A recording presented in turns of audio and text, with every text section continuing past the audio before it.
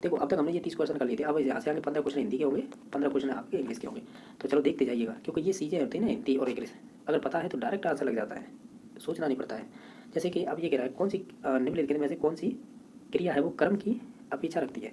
निम्न में से कौन सी क्रिया है वो कर्म की अपेक्षा रखती है, यानी समझ लो ये ऐसा वैसा कुछ नहीं है, ये आपके दिमाग को हिलाने वाला है। नहीं है तो आप करके बता लीजिएगा। यानी डायरेक्टली आपको कोई शब्द देके फिर पूछे ये अकर्मक होगी या सकर्मक होगी, यानी ये सबसे टफ क्वेश्चन माना जाता है। देखो मैं लॉजिक बता देता हूँ, इसे याद रखना, ये बहुत काम आएगा। ये नहीं, किसी भी परीक्षा में अगर आपको कर्म की अपेक्षा रखती है, यानी इसका मतलब ये है आपको ये 4 ऑप्शन देती है या 10 ऑप्शन देते फिर भी पूछेगा आप कर्म की अपेक्षा करने वाली वो बताइए, यानी कर्म बताइएगा। सिंपल सी बात है, ऐसे कौन सा शब्द है या क्रिया होगी जिसमें कर्म है, ऑटोमेटिक आएगा उसके साथ। तो ध्यान रखना, जितनी भी भौतिक और बाह्य सहायता के लिए जो भी हमें हेल्प चाहिए होती है वो उन सभी में सकर्मक क्रिया होगी। जैसे पीना है, और जब पियोगे ना कुछ जरूर 100% पियोगे, चाहे वो ड्रिंक हो, चाहे वो एल्कोहल हो, चाहे पानी हो, या कोई भी तरल पदार्थ हो, पिएंगे वो नीचे तरह से कोई ना कोई चीज़ होगी, तो यानी वहाँ पे कर्म छिपा हुआ है। इस वजह से हम कहते हैं कोई भौतिक या बाह्य हेल्प की सहायता ली जाती है। इसके एग्जाम्पल और क्या हो सकते हैं, जैसे जैसे और ले सकते हैं, जैसे खाना। अब तुम बताइएगा आप कोई चीज़ खा रहे हैं तो कोई ना कोई चीज़ तो खा रहे होंगे, तभी तो आप खाना कह रहे हैं कि हम खा रहे हैं कुछ, तो नीचे तौर से वहाँ पर कर्म छपा होगा। जैसे कि खेलना, आप कोई ना कोई तो खेल खेल रहे होंगे जभी तो आप खेल रहे हैं। जैसे पढ़ना, पढ़ कब रहे हैं, जब आप कोई ना कोई चीज़ पढ़ रहे होंगे। ऐसे ये लिखना, आप कुछ भी चीज़ लिख रहे होंगे, तो यानी ये वे चीज़ें होती है जिसमें हम भौतिक एवं जो बाह्य हेल्प की आवश्यकता होती है और इसमें कर्म छुपा होता है। ठीक है, अब मैंने ये उदाहरण देके बता दिए, 2-3 और भी बता सकते हैं, जैसे कि चलना हो गया। अब दूसरी चीज़ आती है अकर्मक की पहचान कैसे करेंगे, डायरेक्टली क्वेश्चन बन जाती है इस प्रकार के। तो ऐसा है लॉजिक इसका कि इसमें भौतिक एवं बाह्य की हेल्प की चीज़ें नहीं आपको चाहिए होंगी, वो डायरेक्टली पता पड़ जाएगी। जैसे दौड़ रहे हैं तो दौड़ने के लिए क्या आपको ज़रूरत होगी, आपका शरीर खुद है, पैरें आपके दौड़िए और कोई दिक्कत नहीं, इसमें अकर्मक हो जाएगी। हंसना है, अपने मुंह से ही तो हंसेंगे आप, अपनी वजह से हंसेंगे या दूसरों के थ्रू हंसेंगे, तो इसमें क्या कर्म कहाँ से आ गया। सोई रेंगना, रेंगने में क्या अपना शरीर है, शरीर में से जो भी कीट होते हैं वो खुद ही रेंगते हैं, उसमें क्या कर्म की आवश्यकता होगी। यानी ये सभी अकर्मक हो जाएंगे। अकर्मक यानी मैंने बता दिया, इसमें कोई बाह्य चीज़ों की आवश्यकता नहीं होती, भौतिक वगैरह चीज़ों की। जैसे ऐसे बोल सकते हैं, जैसे रोने के लिए क्या ज़रूरत होती है, कुछ नहीं होती। सोने के लिए कोई ज़रूरत नहीं, दौड़ने के लिए, उठने के लिए, भागने के लिए, नाचने के लिए, चिल्लाने के लिए, हंसने के लिए, इनकी कोई कर्म की आवश्यकता नहीं होती है, इसलिए बोलते हैं इन्हें अकर्मक। और वो जिनमें ज़रूरत होगी उसे बोलेंगे सकर्मक या कर्म। ठीक है, तो इस प्रकार इसका ऑप्शन नंबर 2 सही हो जाएगा। क्वेश्चन नंबर नेक्स्ट है कि इनमें से बताइएगा विलोम शब्द है जो त्रुटि से संगत विकल्प है, यानी सही है वो बताना है। तो सही बताना है तो बता देंगे, बिल्कुल बता देंगे।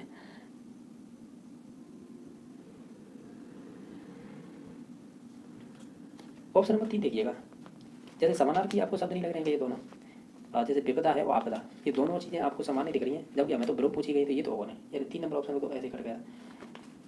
इसके अलावा और चीज़ें देख लेते हैं जिससे पहचानने में आसानी हो। जैसे पहला ऑप्शन देखिए विलास और प्रलास, ये दोनों ही आपके समानार्थी शब्द हैं। जैसे विहित और परिहित, विहित माने बिना, परिहित माने भी एक तरह से बिना ही होता है। तो ये कह सकते हैं कि ये तीनों ऊपर के शब्द दे रखे हैं, ये दोनों वो है समानार्थी है, कह सकते हैं। बाकी जो आपका विलोम होगा वो होगा बेमनस और आपका स्वमनस। तो ऑप्शन नंबर 4 सही हो जाएगा। इसमें से अर्थ की दृष्टि से असंगत मुहावरे का अर्थ बताइएगा, इसमें से कौन सा है, यानी जो गलत है वो बताना है।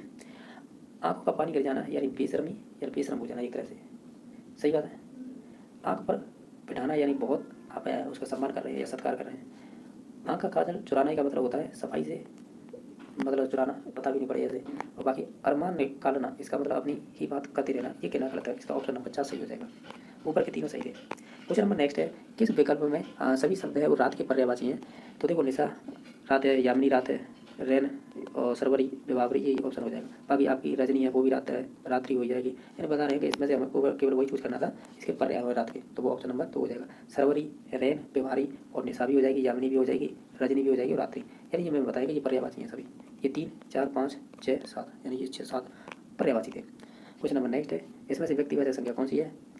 तो देखो राधेश्याम जी नाम है, पन्नालाल जी नाम है, हिमालय किसी पर्वत का नाम है, तो ये भी नाम ही है, यानी ये स्थान हो गया, ये किसी पर्टिकुलर व्यक्ति के नाम हो गए। तो इस वजह से ऑप्शन नंबर 3। लंबाई नहीं होगा, ये ध्यान रखना, ये ऊंचाई है ना भाववाचक है, चालाकी भाववाचक है, लंबाई क्या हो जाएगी, गुणवाचक हो जाएगी। गुण में से ये है कि ये लंबाई, ये फिर भाववाचक में चली जाएगी ये भी। ठीक है, ममता ये भी भाववाचक हो जाएगी। बैल, बैल तो आपके कौन है, अरे बैल कौन होगी, व्यक्तिवाचक होगी। गाय व्यक्ति, मूर्खता भाववाचक, चालाकी भाववाचक, आम व्यक्तिवाचक, साधना भाववाचक, ऊंचाई भाववाचक। नेक्स्ट देख लेते हैं, मैं चुप नहीं बैठ सकती, उक्त वाक्य को भाववाचक में बदलिएगा। इसकी ट्रिक होती है कि मुझसे सहा नहीं जाता, मुझसे चला नहीं जाता, और इस प्रकार के सेंटेंस मिल जाए ना, वही 100% राइट आंसर होता है भाववाचक का। तो ऑप्शन नंबर 3 सही हो जाएगा। इसमें से गुण संधि का उदाहरण बताइएगा। देखो इसमें तो आपकी रज प्लस दर्शन, रज प्लस दर्शन ये विसर्ग हो जाएगी। नवमंडल में होगी नहीं, तो हिम प्लस ऊपर होगी। जैसे हिमोपल कह रहे हैं ना, ऑप्शन नंबर 1 सही हो जाएगी, हिम प्लस ऊपर, तो ऊ का ओ हो जाता है गोकुल में। ऑप्शन नंबर 1 सही है। रजत दर्शन इंपॉर्टेंट है इसलिए क्योंकि इसमें विसर्ग संधि है, इस वजह से। नेक्स्ट, इसमें से समस्त पद का विग्रह है वो अनुचित है यानी गलत है, वो बताना है। तो इनमें से आप सभी ऑप्शन को ध्यान से देखिएगा। जैसे निरामिष यानी आमिष से रहित, अतीन्द्रिय जो इंद्रियों के अनुभव से परे हो, अत्यावश्यक जो आवश्यकता से परे हो। जो अत्यावश्यकता है ना, तो फिर आवश्यकता से परे कैसे होगा? हम तो आवश्यकता है, तो ऑप्शन नंबर यही गलत हो जाएगा। बाकी प्रत्याशा का मतलब आशा की बदले कई कई आशा, ठीक है, तो ऑप्शन नंबर इसका 3 सही हो जाएगा।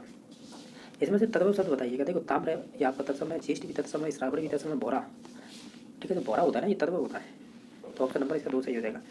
ये करेगा चोर की दाढ़ी में तिनका लोकांकित का सही अर्थ क्या होता है? ये कहेंगे अपराध किया वो कैसे रहेगा? सदैव है संकित रहेगा, तो ऑप्शन नंबर 1 सही हो जाएगा। क्वेश्चन नंबर नेक्स्ट है, इसमें बताइएगा कि मिश्र वाक्य का प्रयोग नहीं हुआ है। तो आप वाक्य 2 प्रकार के होते हैं, एक तो रचना के आधार पर, एक अर्थ के आधार पर। रचना के आधार पर 3 प्रकार के, साधारण और मिश्र और संयुक्त।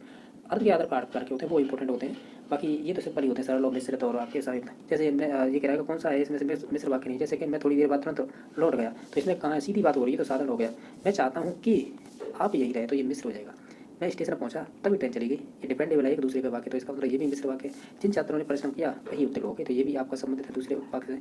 आप ऐसे कह सकते हैं कि 2 3 4, ये तो आपके मिश्र वाक्य है। ऊपर का हो जाएगा साधारण वाक्य। क्वेश्चन नंबर नेक्स्ट है, किस विकल्प का शब्द है वो अब उपसर्ग से निर्मित नहीं है?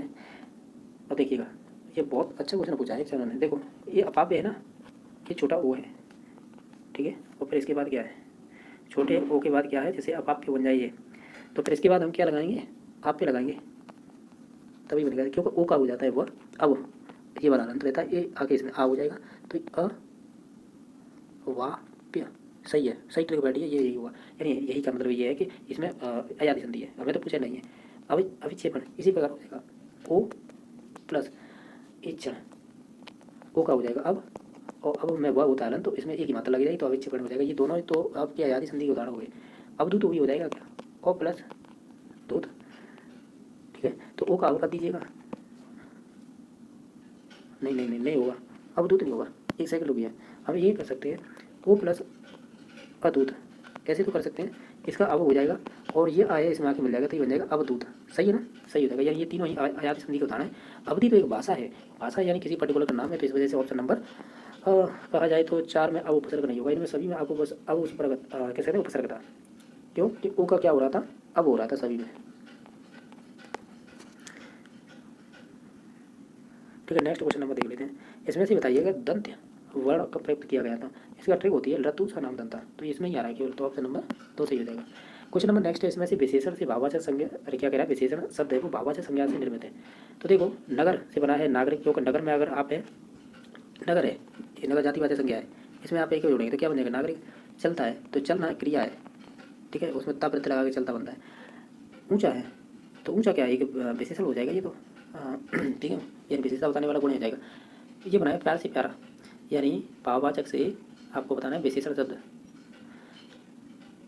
ठीक है। तो प्यार अपने आप में क्या है? भाववाचक है, वैसे ही शब्द बना दिया प्यारा, तो ये विशेषण हो जाएगा, तो यही हो जाएगा राइट आंसर, ठीक है। बाकी अच्छा क्वेश्चन पूछा था ये। नेक्स्ट है,